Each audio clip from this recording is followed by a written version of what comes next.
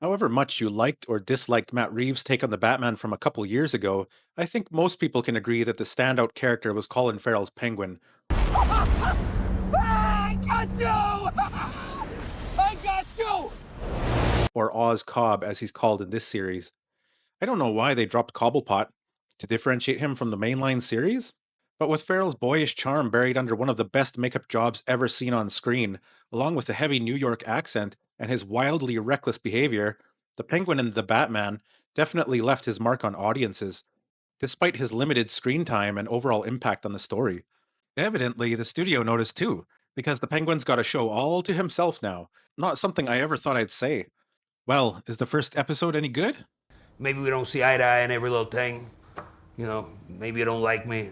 It's fine. I'm an acquired taste.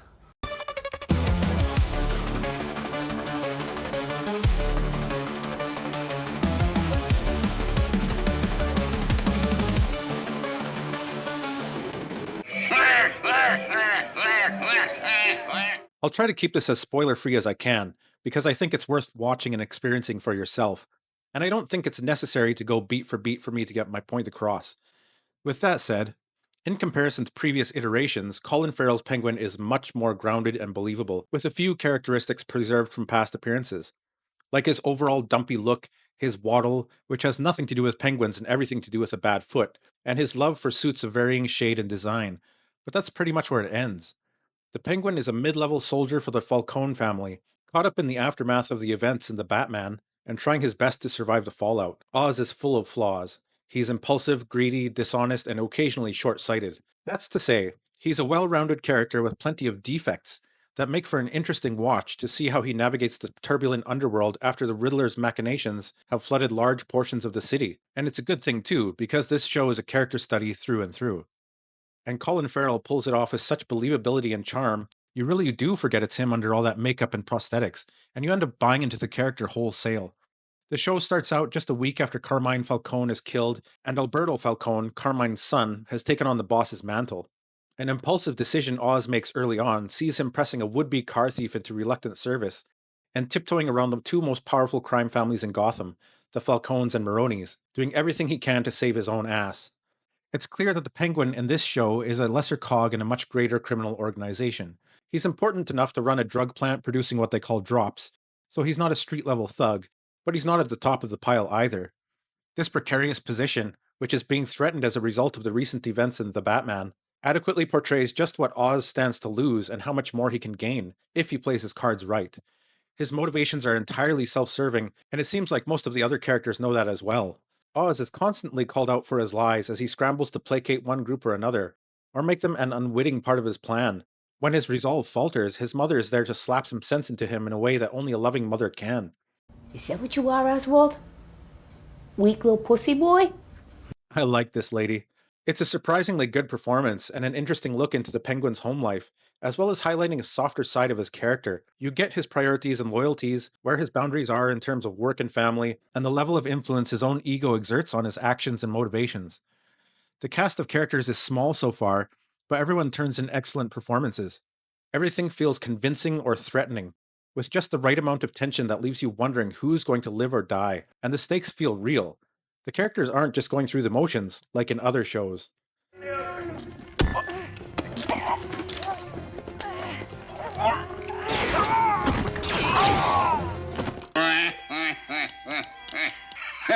Should be amusing. I think this is getting too silly. Quite agree, quite agree. Silly, silly, silly. Right, get on with it.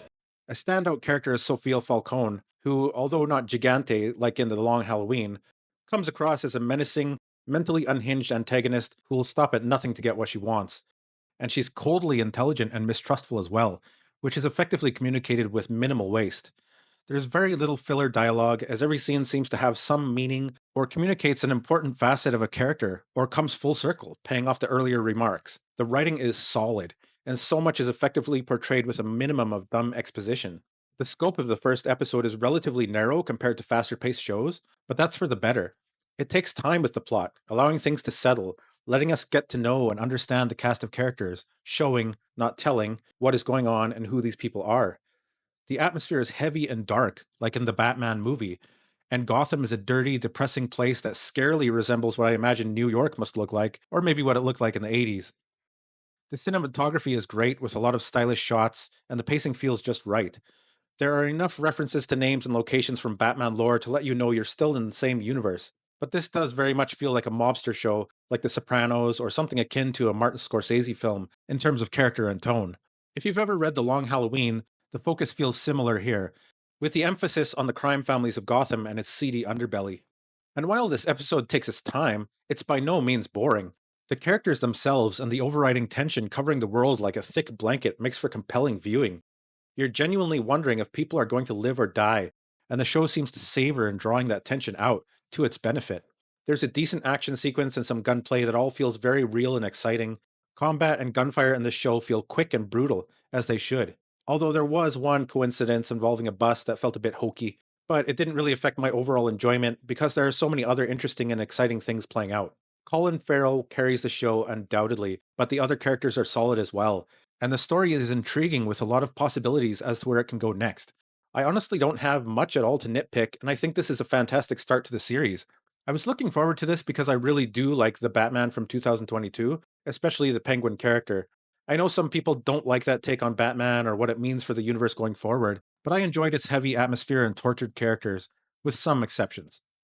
And it also didn't know when to end. But this was surprisingly good and exceeded my expectations completely.